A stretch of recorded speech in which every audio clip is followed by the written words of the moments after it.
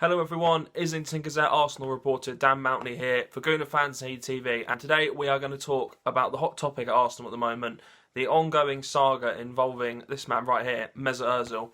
There's been a bit of a development this week. He's come out in an interview with Athletic and basically said that he wants to stay with the club until the end of his contract, which is in 2021, despite the fact that he is currently not being used by Unai Emery. It looks like he's been frozen out. He's not been in the squad for the past 3 games in all competitions. He's only played once in the Premier League this season. It's led to many Arsenal fans questioning where he is, why he isn't starting. So today I'm here to give my opinion on one of the most polarising players in world football. On his day, Mesut Ozil is one of the best playmakers in the world. He has an ability that very few have to pick passes that people don't see, that other players aren't able to find. That ability is so important to Arsenal, but it's only when he's on his game, on his day. We've seen him in big games, such as games like the Europa League final where he was invisible, didn't play to his best, he was poor, and we've seen it against other top 6 sides as well. It seems that Mesut Ozil excels when he's playing at the Emirates against lower half teams. We've seen that time and time again. But what you want from your world-class players is that ability to take apart the big teams and to win you games. And we've not seen that from him throughout his Arsenal career. There's been a few occasions. You think back to when we beat Liverpool 3-1 at home, I think 2016, 2015. There's been the odd occasion where he has shone and he's proved the difference. But we don't see it enough. And I think Unai Emery has noticed that. And he's made that decision not to play him, because he doesn't want to have to carry a player through the game. He'd rather give the opportunity to much younger players who deserve it for the hard work, people like Joe Willock, who are going to run around, who are going to put in 100% and run through a brick wall for the team. That's not to question Mesut Ozil's attitude. We know that his style is more of a slower pace game, walking around, playing the game at his tempo. And that we've seen that from world-class footballers in the past. But in the modern age, where it's all about intensity, high pressing, does Mesut Ozil have what is needed to play that game? Personally, I don't think so. Now, obviously, Arsenal fans have been asking, where is he? Why isn't he playing?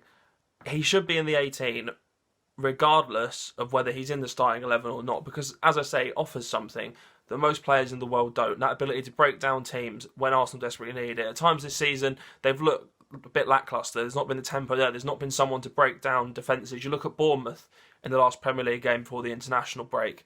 They really, really struggled to create chances. And if any man can create chances, it's this man right here.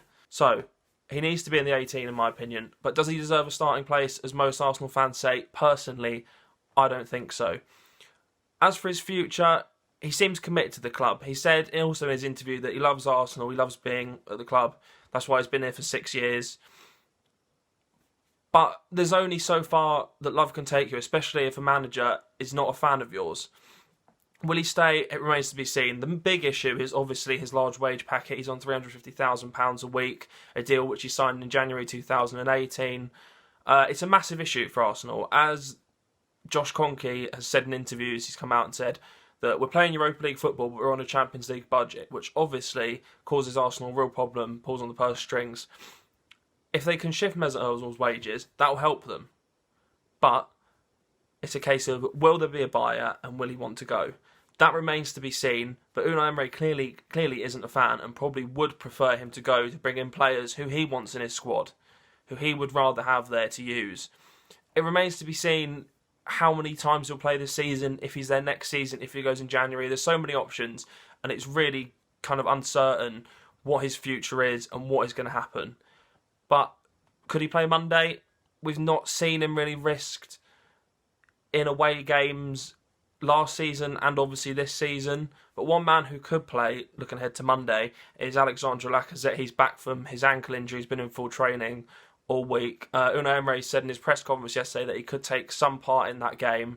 That'll be a massive boost for Arsenal. They really, really have missed him.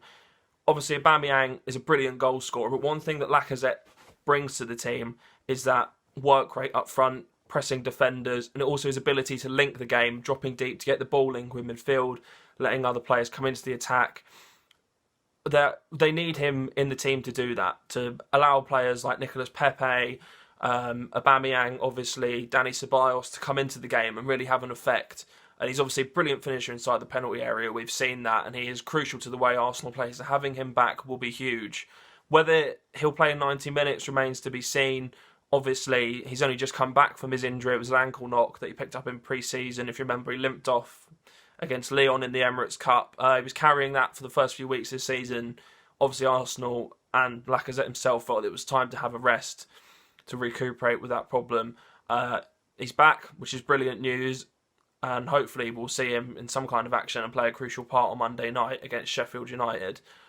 We might see some other returning players at Bramall Lane as well, and that'll be a big boost defensively. Rob Holding, Hector Bellerin and Kieran Tierney have all played in recent weeks in the cup competitions as they recover from long-term injuries. We could see them start in the back four, which would really strengthen Arsenal defensively, especially considering the frailties they've had so far this season. The partnership of Socrates and David Luiz looks a bit shaky. You can see mistakes there. There's been quite a few so far. You think of the Liverpool game where David Luiz had a bit of a nightmare. Socrates has not been at his best this season. The Aston Villa game as well, poor defensive performance. Managed to put it back despite having 10 men. But it looks like Kieran Tierney will be the one who's going to most likely start. He's the one kind of further along in his recovery process and who had the kind of shorter term injury out of the trio. And I think he'll take the place of Sead Kolasinac at left back. Tierney has been brilliant in the games he's played so far. Again, so I think it's Nottingham Forest in the Carabao Cup and then Standard Liège in the Europa League. He looks really, really good going forward. His delivery is superb. He obviously set up the opener for Gabriel Martinelli in that Europa League game. He looks a real threat going forward. He linked well with Reece Nelson down the left-hand side, and he looks really, really good. The only question mark surrounding him is his defensive capabilities. In those games, he's not really been tested with a player running at him. He's not really been tested in the intensity of the Premier League either, which is a massive step up for any footballer coming into the league. But I think he'll do well personally. I think he's going to be a real asset for Arsenal, especially in that position where sometimes you see Kolasinac getting forward and not necessarily putting the correct delivery in. I think Tierney, his best quality is his delivery, his crossing, and he's going to be a real star for Arsenal, I think. And then obviously Hector Bellerin on the other side. He's kind of the furthest away from a full 90 minutes in his progression, I think. He had that really, really bad knee injury against Chelsea last season. It's kept him out for 8-9 months now. But it is really good to see him back. He still looks like he's trying to get back a bit of sharpness. I was at that Standard Liège game in the Europa League, and he's still kind of getting his touch back, his technique back, which is obviously difficult after that amount of time out. But the most important thing with Bellerin is it looks like he still has that pace that makes him such an asset for Arsenal, both going forward and going back. A knee injury can really kind of derail a footballer. We've seen it plenty of times in the past, but it seems that physically Bellerin is doing really well. And as for Rob Holding, he's made an excellent return also. Scored a goal in his return, which was a real fairy tale moment against Nottingham Forest. That was a great night of football. There was plenty of feel-good moments. Obviously, that trio playing, Bellerin returning, getting an assist, Holding scoring. It was a superb night.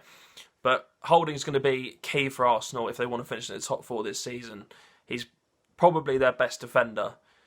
He doesn't really make that many mistakes. He's obviously still quite young. He's only 24. He's still learning. He's still developing. But he's got plenty of room to grow and plenty of promise.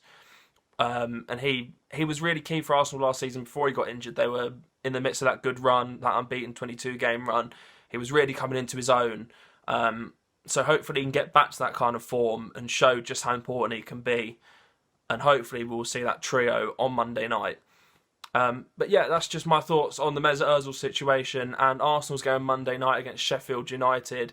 I'll be there to cover the game, as will Leif Youssef and Toby Miles from Gooner Fanzine TV.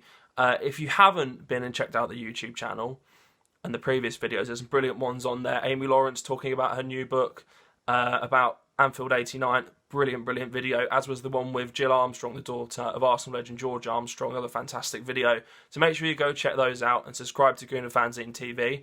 Also follow them on Twitter @TheGooner, and you can follow myself @JournoDanM on Twitter. Thank you very much, guys.